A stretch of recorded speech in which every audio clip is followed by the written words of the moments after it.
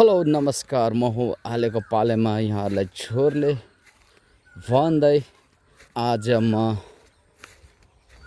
2 महिना अगाडि जुन मकै रोपिरहेको थिएँ यहाँलाई भिडियो बनाएर देखाइसकेको थिएँ। त्यही मकै फाइनली यो अवस्थामा आइसकेको छ।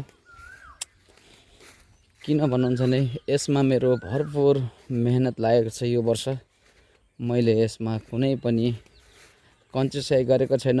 मल जलदेखि सम्पूर्ण रेखदेख सबै मैले खर्चिएको छु। विगत वर्ष मैले केही त्रुटि पाएर विगत वर्षमा मेरो मकै बिग्रिसकेको थियो।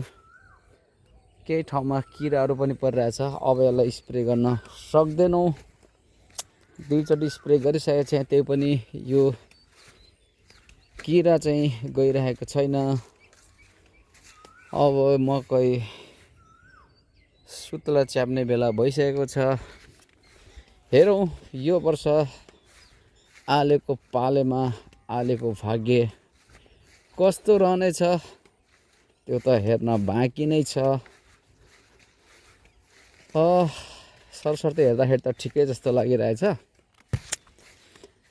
त्यही पनि भन्न सकिँदैन मौसमले के गर्छ कसो गर्छ।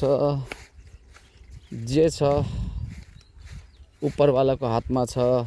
हाम्रो त खालि कर्म मात्रै हुन्छ। फल राम्रो पाउने नपाउने सबै खेल भनेको विधाताको रहेछ। चाहेर पनि राम्रो हुन्छ भनेर 2 शब्द बढी बोल्नु पनि उचित हुँदैन। त्यसैले गर्दाखेरि आशा छ यो वर्ष चाहिँ अलिकता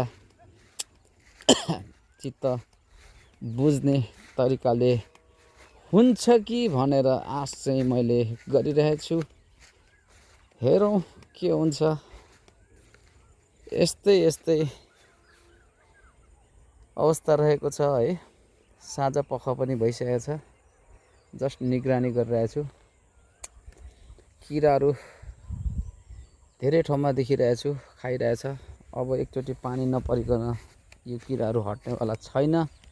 जति स्प्रे गरे पनि हुनेवाला छैन जस्तो लाग्यो मलाई। तै पनि हार मान्दिनँ। एकचोटि किराको औषधि चाहिँ लगाउने नै छु। फाइनल स्टेजमा भन्दै आलेको पाले आज यस सानो भिडियो मार्फत आफ्नो कुराहरू टुङ्ग्याउँदै अर्को भिडियोमा भेट्ने बाचा सहित यहाँहरूसँग बिदा हुन चाहन्छ। हस्त नमस्कार।